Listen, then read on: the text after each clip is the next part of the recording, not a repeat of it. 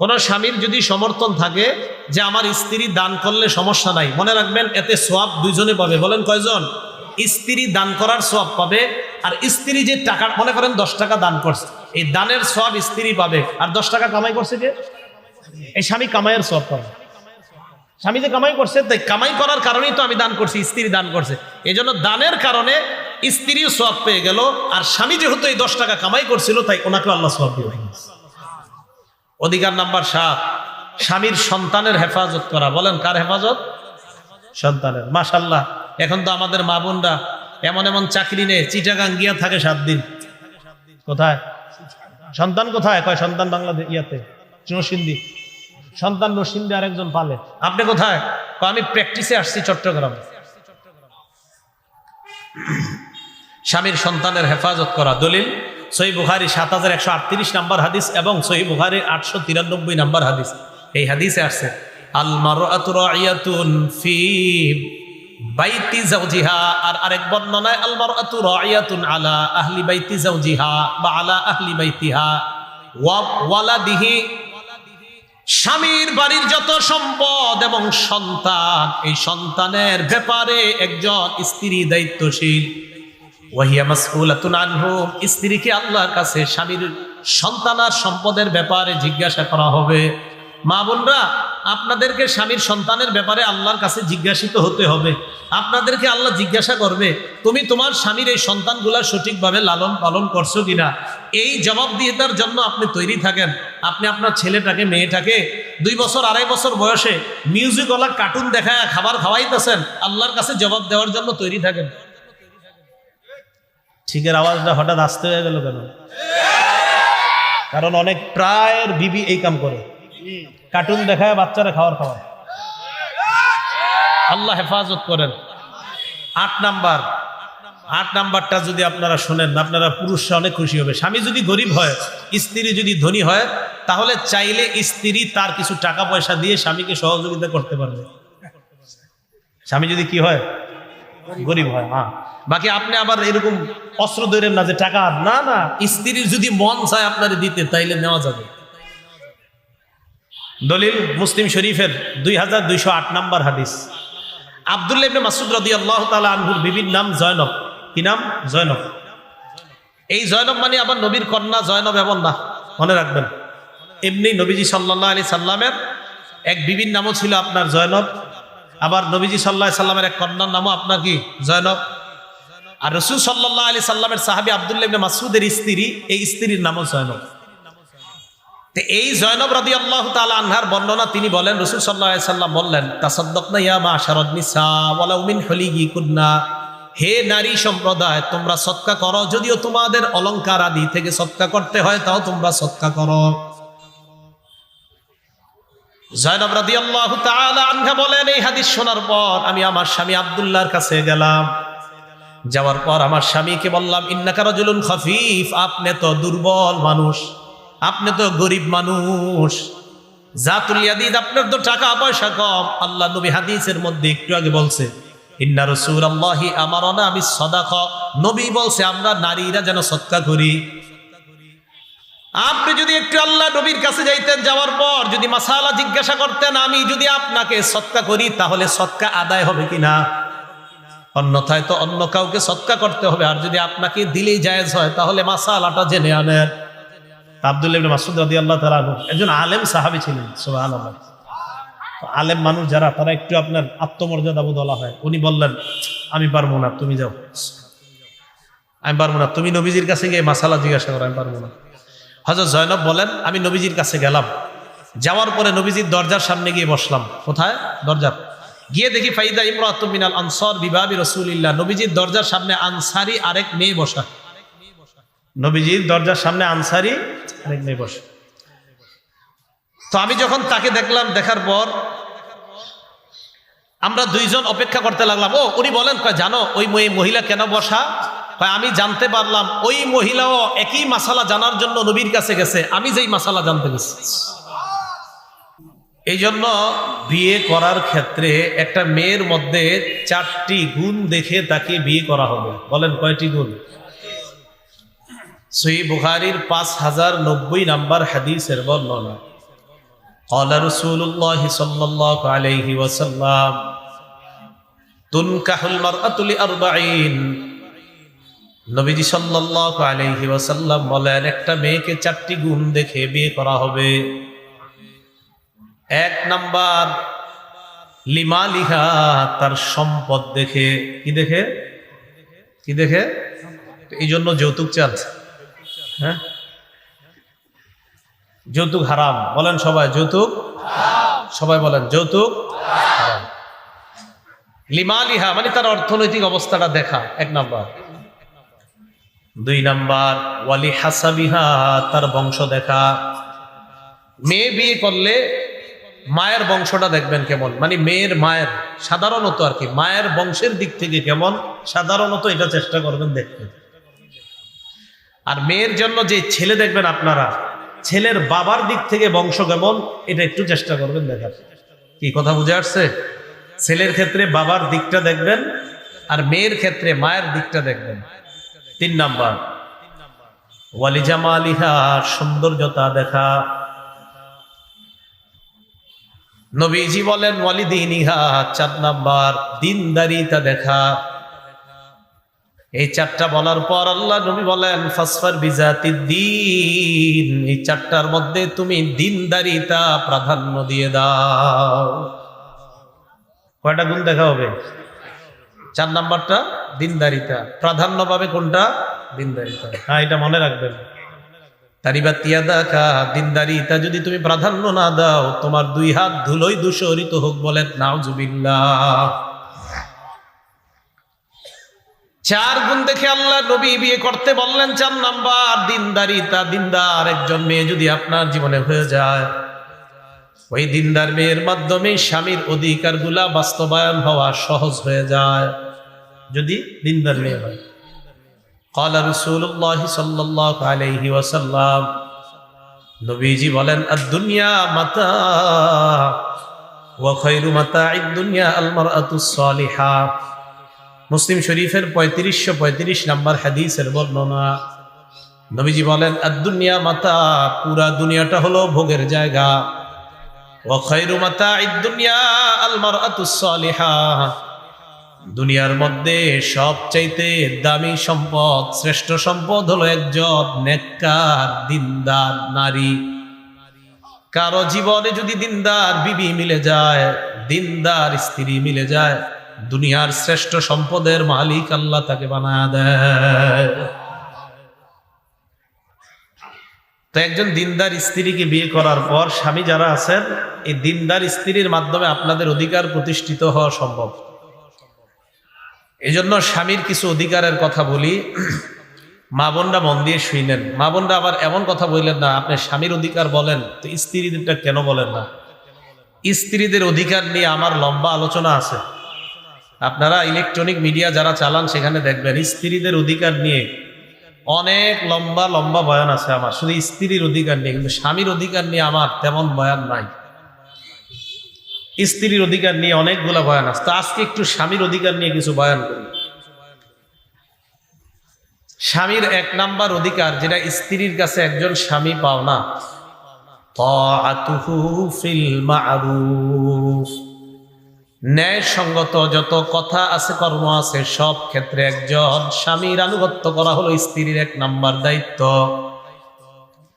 ন্যায়সঙ্গত কোনো কথা, কোনো কর্মের ক্ষেত্রে একজন স্ত্রী তার স্বামীর আনুগত্য করা, এটা স্বামী তার স্ত্রীর কাছে পাওনা। স্ত্রী যদি ন্যায়সঙ্গত কোনো কথা বলে, কোনো কাজ বলে, এই ক্ষেত্রে স্বামী যদি বলে স্ত্রীর এই বিষয়গুলা পালন করাটা, এটা একজন স্বামী তার বিবির কাছে পাওনা। এই ব্যাপারে আমরা কয়েকটা উদাহরণ শুনি। 6টা উদাহরণ। বলেন কয়টা? 6টা। এক নাম্বার উদাহরণ তিরমিজি শরীফের 1159 নম্বর হাদিসের বর্ণনা। قال رسول الله صلى الله عليه وسلم, নবীজি সাল্লাল্লাহু আলাইহি ওয়াসাল্লাম বলেন লাউ কুনতু আমিরান আহাদান আন ইয়াসজুদা লি আহাদ, নবীজি বলেন আমি যদি কোনো মানুষকে বলি, অন্য কোনো মানুষকে সিজদা করার জন্য যদি আমি আদেশ করতাম, আমি যদি কোনো মানুষকে আদেশ করতাম অন্য কোনো মানুষকে সিজদা করার জন্য, লা আমারতুল মারআতা আন তাসজুদা লিজাওজিহা, তাহলে স্ত্রীকে বলতাম তার স্বামীকে সিজদা করার জন্য। আল্লাহ ছাড়া যদি আমি কাউকে সিজদা করার জন্য বলতাম, তাহলে স্ত্রীকে বলতাম তার স্বামীকে সিজদা করার জন্য। কিন্তু আল্লাহ ছাড়া কাউকে সিজদা করা জায়েজ নাই, তাই আমি নবী এই হুকুম দেই না। নবী গুরুত্ব বুঝাইলেন একজন স্বামী তার স্ত্রীর কাছে কতটা গুরুত্বপূর্ণ ব্যক্তি। সিজদা করা, আল্লাহ ছাড়া কাউকে সিজদা করা জায়েজ নাই, হারাম। নবী বলেন যদি আমি আল্লাহ ছাড়া কাউকে সিজদা করার হুকুম দিতাম, জায়েজ করতাম, বৈধতা যদি দিতাম, তাহলে একজন স্ত্রীকে বলতাম তার স্বামীকে সিজদা করতে। কিন্তু আল্লাহ ছাড়া কাউকে সিজদা করা জায়েজ নাই, যদি থাকতো তা এটাই বলতাম। তাহলে বলেন একজন স্বামীর গুরুত্ব স্ত্রীর কাছে কি কম না অনেক বেশি? 2 নাম্বার দৃষ্টান্ত, কিতাবের নাম ইবনে মাজাহ, হাদিস নাম্বার 1862 নাম্বার হাদিস।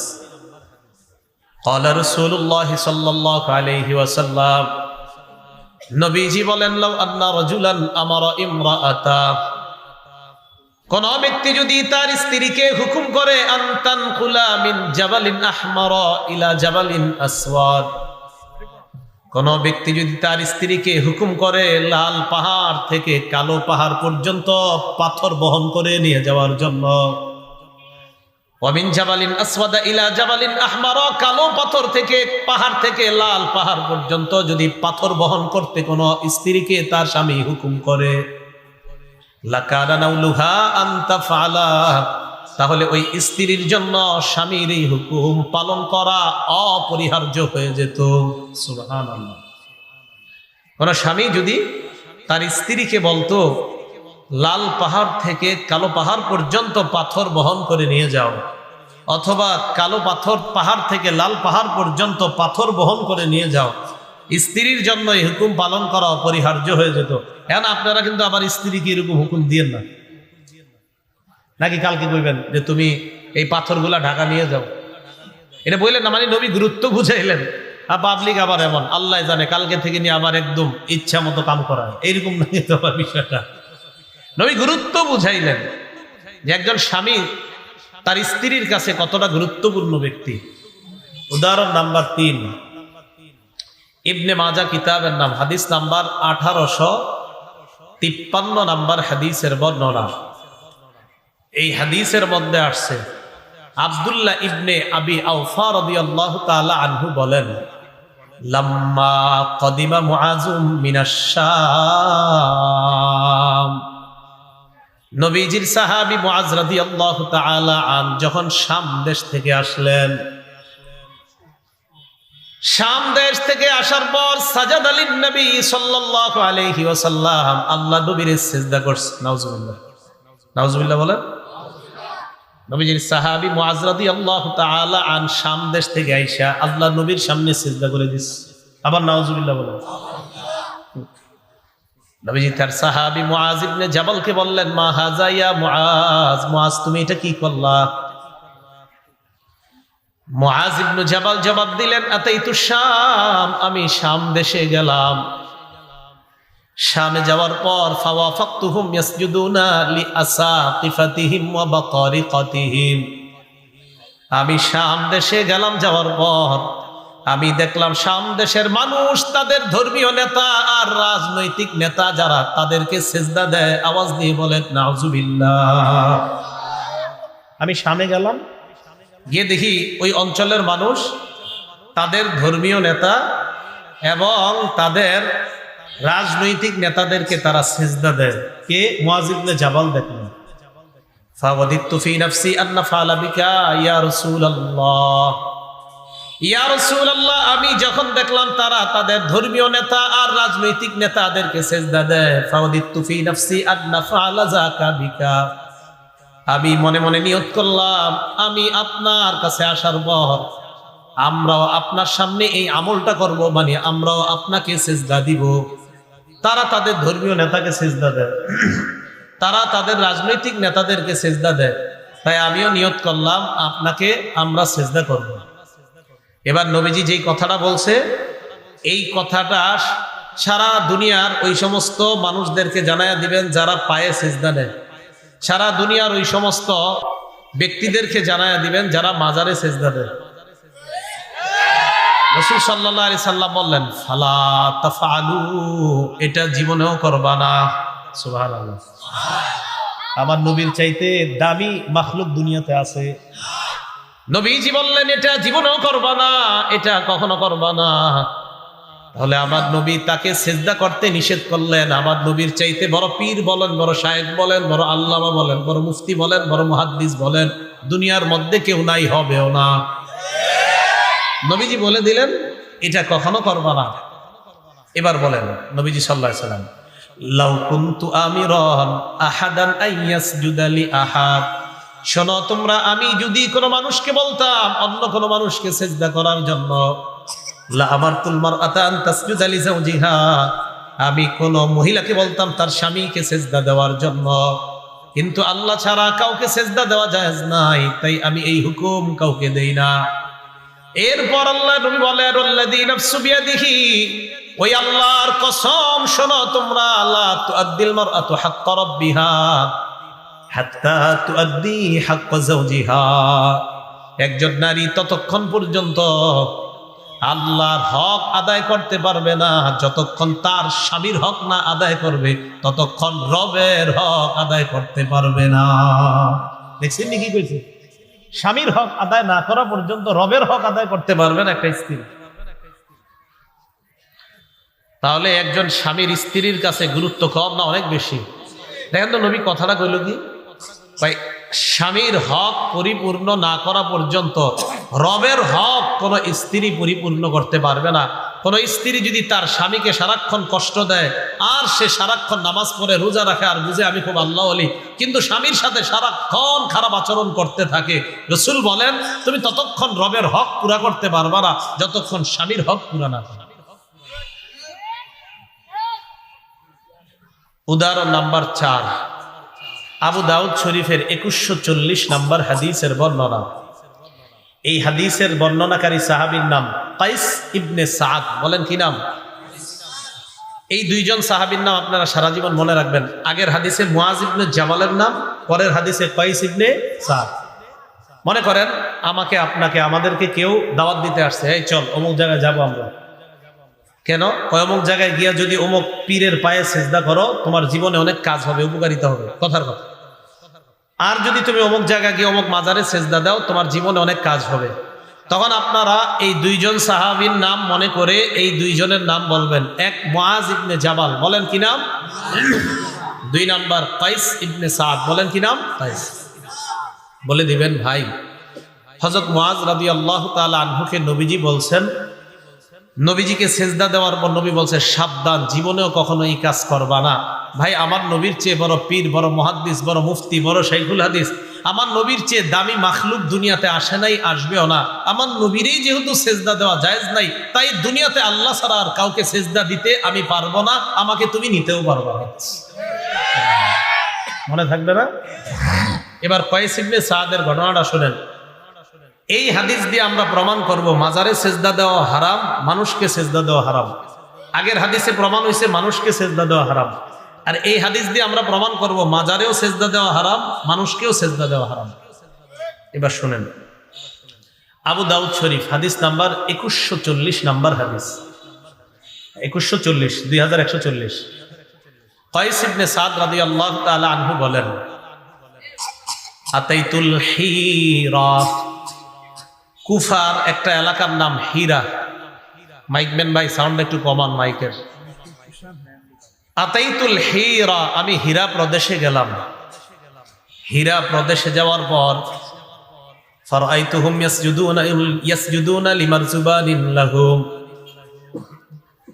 কাইস ইবনে সাদ বলেন আমি হীরা প্রদেশে গেলাম, যাওয়ার পর ফারাআইতুহুম ইয়াসজুদুনা লিমারজুবানিন লাহুম, আমি দেখলাম তারা তাদের নেতাকে সেজদা দেয়। নাউজুবিল্লাহ। আগের ঘটনা কোন এলাকার? শাম। আগেরটা কোন এলাকার? আর এটা হলো কুফার হীরা এলাকা। কুফার একটা এলাকার নাম হীরা এলাকা। কাইস ইবনে সাদ বলেন আমি হীরায় গেলাম, যাওয়ার পর ফারাআইতুহুম ইয়াসজুদুনা লিমারজুবানিন লাহুম, আমি দেখলাম তারা তাদের নেতাকে সেজদা দেয়। ফাকুলতু, আমি মনে মনে বললাম, রাসূলুল্লাহি আহাক্কু আইয়ুসজাদা লা, নেতাকে যদি সেজদা দেওয়া জায়েজ হয়, আল্লাহর রাসূল সেজদা পাওয়ার সবচাইতে যোগ্য। সত্যি কথাই তো, কোন মানুষ যদি সেজদা পাওয়ার উপযুক্ত হয় তো সবচেয়ে উপযুক্ত নবীজি সাল্লাল্লাহু আলাইহি সাল্লাম। যদি উপযুক্ত হয় তাহলে সবচেয়ে বেশি উপযুক্ত কে হবে? নবীজি। উনি বলেন, আমি মনে মনে বললাম যে রাসূল সাল্লাল্লাহু আলাইহি সাল্লাম সেজদা পাওয়ার সবচাইতে উপযুক্ত ব্যক্তি। এই কথা বলার পর উনি বলেন, ফাতাইতুন নাবিয়্যা সাল্লাল্লাহু আলাইহি ওয়াসাল্লাম, আমি আল্লাহর নবীর কাছে আসলাম।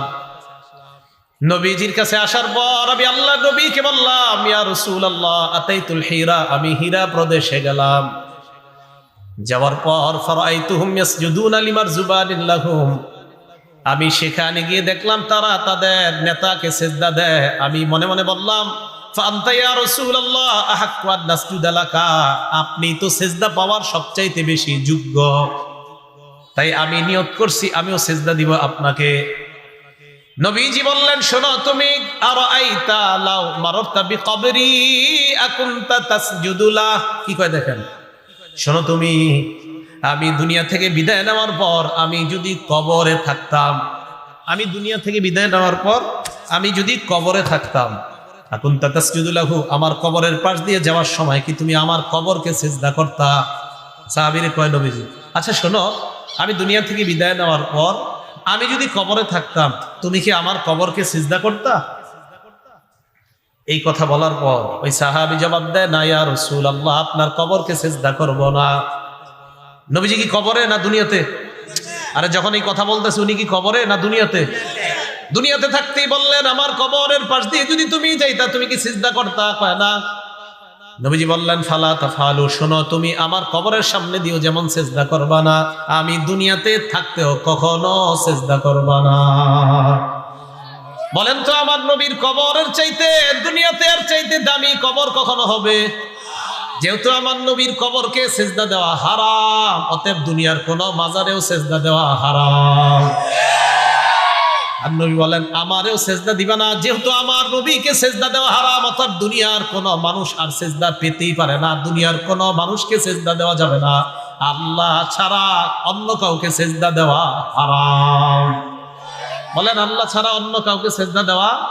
তাহলে আমি বলি, আপনারা জবাব দিবেন, আল্লাহ ছাড়া কোনো মানুষকে সিজদা দেওয়া, আল্লাহ ছাড়া কোনো কবর কোনো মাজারকে সিজদা দেওয়া, আল্লাহ ছাড়া কোনো গাছকে অথবা অন্য কিছুকে সিজদা দেওয়া, মনে থাকবে তো?